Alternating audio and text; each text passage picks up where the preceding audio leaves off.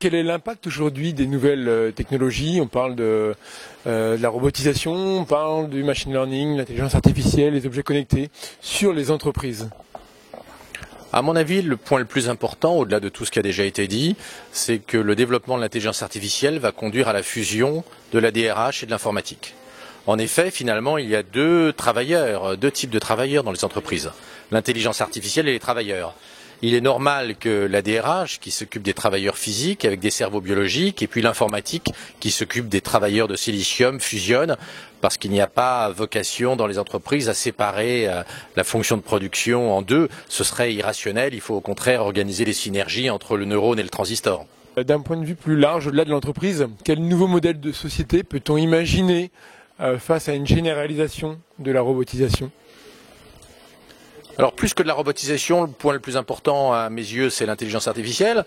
Il y a deux modèles de société possibles. Si on continue à déconner comme aujourd'hui en laissant l'école en jachère, on va avoir d'un côté une élite qui sait parfaitement manipuler la data et qui va contrôler tous les leviers, et puis des couches populaires qui sont moins douées, moins favorisées pour la manipulation des données et de l'informatique et qui vont être complètement larguées.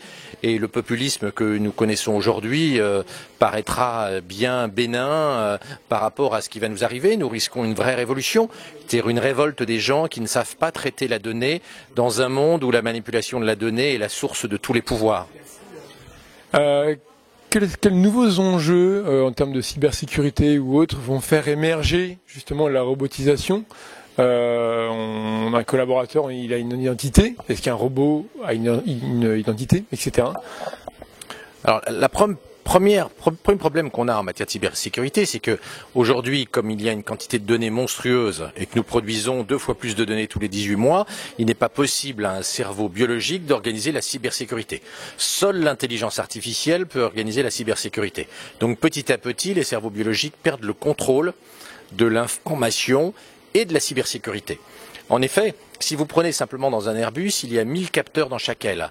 Il n'y a que des systèmes d'intelligence artificielle qui peuvent manager la donnée et aussi les sécuriser contre des interventions hostiles d'intelligence artificielle manipulées par des concurrents hostiles ou par des puissances étrangères hostiles. Jusqu'à aller prendre la décision finale dans des enjeux critiques, je pense par exemple parfois aux frappes à distance, etc. Est-ce qu'on peut laisser l'intelligence artificielle prendre la décision finale lorsqu'il y a des enjeux forts? Plus il y a de données à manipuler, plus la décision finale reviendra à l'intelligence artificielle. On voit bien aujourd'hui que dans un avion, on fait croire que le pilote a encore un rôle, en réalité il n'a quasiment plus de rôle. Il y a trop de données à interpréter et à analyser pour qu'un cerveau biologique puisse décider. Ça ne veut pas dire qu'il n'y a pas de place pour le cerveau biologique, mais ça veut dire que quand il y a 1000 milliards d'informations qui arrivent par seconde, il n'y a que l'intelligence artificielle qui peut décider. Est-ce qu'on peut imaginer que 2 intelligences artificielles communiquent entre elles sans l'humain entre les deux? Est-ce qu'il n'y a pas un danger à ce niveau-là? Alors tant que l'intelligence artificielle est faible, c'est-à-dire n'a pas de conscience d'elle-même et n'a pas de projet propre, il n'y a pas de danger. Si dans quelques décennies, une intelligence artificielle finit par avoir une conscience artificielle, c'est-à-dire une conscience d'elle-même, elle pourra avoir un projet, et parmi ces projets, on pourrait imaginer qu'il y ait la marginalisation de l'homme. C'est la raison pour laquelle Elon Musk a créé récemment une société Neuralink destinée à fabriquer des microprocesseurs qu'il mettrait dans les cerveaux de nos enfants et de petits-enfants pour augmenter leur capacité intellectuelle et leur permettre de résister face à l'intelligence artificielle toujours plus forte. L'objet de votre livre? L'objet de mon prochain livre, c'est justement quelle école dans un monde où l'intelligence artificielle est présente partout. Merci beaucoup Laurent. Merci.